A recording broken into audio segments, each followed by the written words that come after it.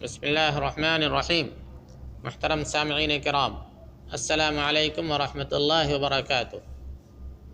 فرشتوں پر ایمان لانے سے متعلق ایک تو یہ تھا کہ ان پہ اجمالی ایمان لانا ہے کہ اللہ نے جس فرشتے کو پیدا فرمایا اور جن کی جو بھی ڈیوٹی لگائی ہے ان سب پہ ہمارا ایمان ہے۔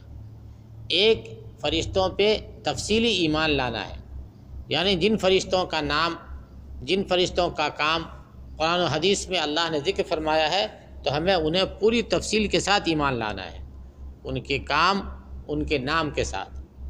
چنانچہ فرماتے ہیں کہ بعض فرشتے وہ ہیں جن کے نام قرآن و حدیث میں وارد ہوئے ہیں، ان میں سے ایک فرشتہ ہے جنہیں جبرائیل علیہ السلام کہا جاتا ہے، جنہیں جبریل علیہ السلام کہا جاتا ہے، اور انہیں جبرائیل بھی کہا جاتا ہے، یعنی ان کا دونوں نام ہیں، جبریل اور جبرائیل دونوں۔ اور وہی روح القدس ہیں جو انبیاء علیہ السلام کے پاس وحی لے کر آیا کرتے تھے، تو ان کی ڈیوٹی تھی وحی لے کر کے آنا نبیوں اور رسولوں کے پاس۔ اسی طریقے سے ایک فرشتہ ہے، ان کا نام ہے میکائیل، اور انہیں میکال بھی کہا جاتا ہے، یعنی ان کا دونوں نام ہے، میکائیل اور میکال۔ ان کا کام کیا تھا؟ ان کا کام تھا بارش برسانا۔ اللہ کا حکم جہاں بارش برسانے کا ہو جاتا ہے وہ وہاں بارش لے کے حاضر ہو جاتے ہیں۔ اسی طریقے سے ایک فرشتہ ہے اسرافیل علیہ السلام، جن کے ذمے سور پھونکنا ہے۔ جب قیامت قائم ہوگی تو اللہ تعالیٰ اسرافیل فرشتے کو حکم دیں گے سور پھونکنے کا، چنانچہ وہ سور پھونکیں گے اور قیامت برپا ہو جائے گی۔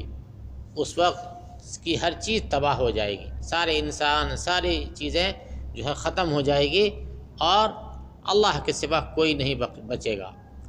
تو یہ ان کا کام ہے سور پھونکنے کا۔ اسی طریقے سے ایک فرشتہ ہے جن کا نام ہے عزرائیل علیہ السلام۔ عزرائیل علیہ السلام کا کام ہے لوگوں کا روح نکالنا، ان کو ملک الموت بھی کہا جاتا ہے۔ تو یہ فرشتہ جو ہے لوگوں کی، اور جس کا بھی روح نکالنے کا اللہ کا حکم ہوتا ہے وہ روح نکالنے کے لیے حاضر ہو جاتے ہیں۔ تو بتانا یہ ہے کہ جن فرشتوں کے نام اور صفات کا ذکر وارد ہوا ہے ان کو نام اور صفات اور کام کے ساتھ جو ہے ہمیں ان پر ایمان لانا ہے۔ اس طریقے سے بعض فرشتے ہیں جیسے کرامن کاتبین ہیں جو انسان کے اعمال کو لکھتے ہیں، ہمارے اچھے برے جو بھی ہم کرتے ہیں اس کو جو ہے وہ فرشتہ نوٹ فرماتے ہیں۔ تو ان کو جو ہے ہم تفصیل کے ساتھ ان پر ایمان لانا ہے۔ اس کے علاوہ اور بھی کچھ باتیں ہیں جن کو ہم اگلے سبق میں پیش کریں گے انشاءاللہ۔